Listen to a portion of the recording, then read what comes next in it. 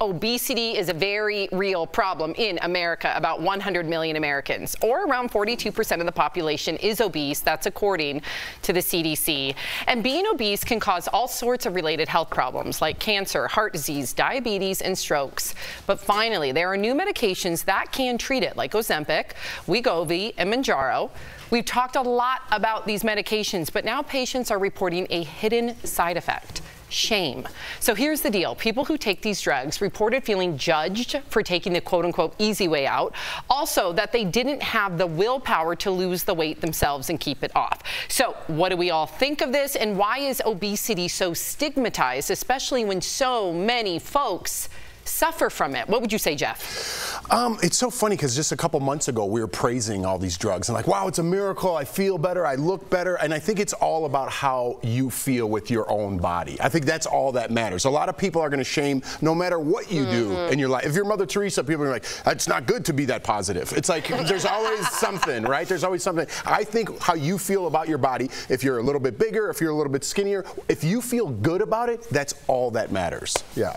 Oh, go ahead, please. No, I just think that you're absolutely right. It's about how you're feeling, because there's always going to be a reason. But at the same time, when we think about the need for these medications for some people, you know, there is a need for some people really need at least a jump start, a quick start, whatever you want to call it. We don't know what the long-term effects of any of these things are going to be. And I think about, you know, my references to reality television, of course, but on Real Housewives of New Jersey, there was a cast member, Jackie, who had a very open eating disorder struggle that she talks about, and she recently, and she recently said that she's very concerned for people who are on this medication because being skinny can be addictive, and she's concerned that it's going to contribute to other issues with food issues, body dysmorphia. And I really understood what she said, because having done fitness competitions for 4 to 5 years, I had never had body dysmorphia. I had never understood, you know, an eating disorder, anything like that. And while I didn't have an eating disorder, I certainly started having food issues. It affected me psychologically, right? Because when you see your body at one way and then it's not sustainable, and then all of a sudden your body is different, then you've glorified this image, and now anything outside of that doesn't feel as good. So that is all up here, and people are just going to have to get really comfortable with telling people to mind their own business. Why do you think there's such a stigma when it comes to obesity? We've even had Dr. Coley on our show tell us that we need more studies when it comes to obesity, that when they do study obesity, that they see that dopamine hit. Those people, more than people that don't suffer from overeating or food addiction, they don't get that dopamine hit like people that suffer from obesity do. So that to me speaks to addiction, mental health issues.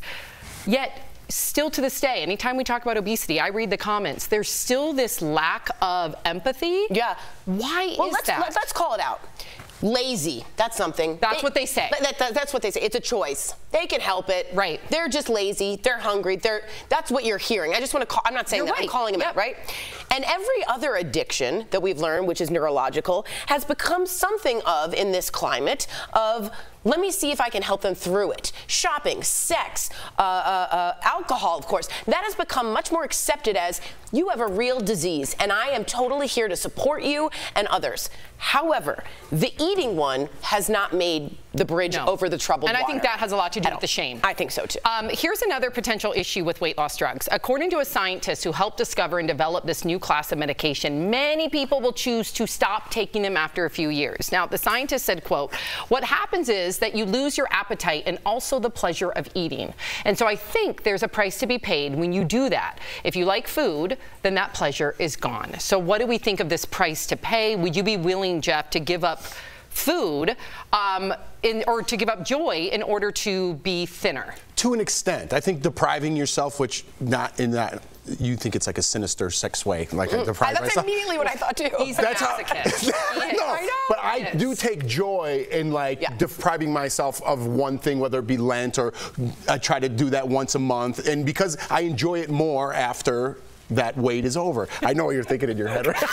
we're all thinking. And it's not that. It's not that. But I do associate good times with food, right? Like Father's Day's this weekend. Jordan's like, what do you want to do? I'm like, I don't know, but there's going to be crab legs involved. Of course. Yeah. So I definitely want to do that. But you can't eat crab legs every day, otherwise you lose the joy of it. Okay. I don't know if I was on point with any of that, but all giggling. I just had sex and crab legs and I lost the question.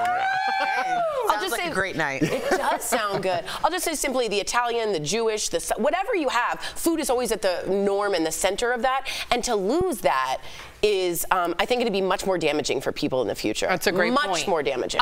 Also, for some people who lose weight, they find that being skinny comes with a bunch of additional privileges. Now, some of those women are sharing these quote-unquote skinny privileges on TikTok. Here's one example of a woman who went from a size 18 to a 6. Take a look. People look me in the eye when they talk to me now. I can buy clothes in my size at any store. When I speak, people tend to listen more. My career took off the moment I lost weight. And I didn't suddenly become more talented, smarter, or better at my job. I just looked different. Nobody judges me anymore whether I order a cheeseburger or a salad. I can literally eat whatever I want in public and nobody thinks twice about it.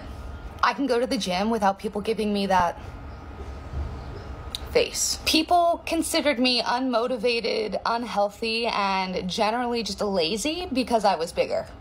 Those are 3 words that no one would ever use to describe me now, and my lifestyle really hasn't changed that much. How much of that is in her head, though?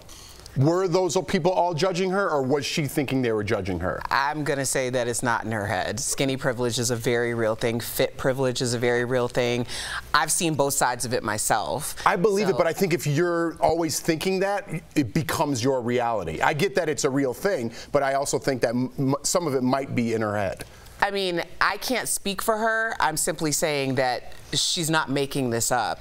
There is a value, and that's why I was saying with Ozempic and all of these other like drugs that people think are a quick fix, there is a value placed on athleticism, there's a value placed on body type, and now it's an interesting time. It's like a case study in real time because you can pay to be that way. Right. It's over $1,000 a month, though. Over $1,000 a month. I understand that, but at the same time, there have been all these people who have a lot of resources who haven't been able to get this way before. So now it's going to be kind of like when people are getting BBLs and they're like, oh, I squat a lot and I'm a fitness model. It's like, well, no, you went and got surgery, which is fine, but now fitness models are like, I've worked my entire life to have this body. So it changes the dynamic, and that's a very real thing. We'll continue the conversation on our YouTube channel.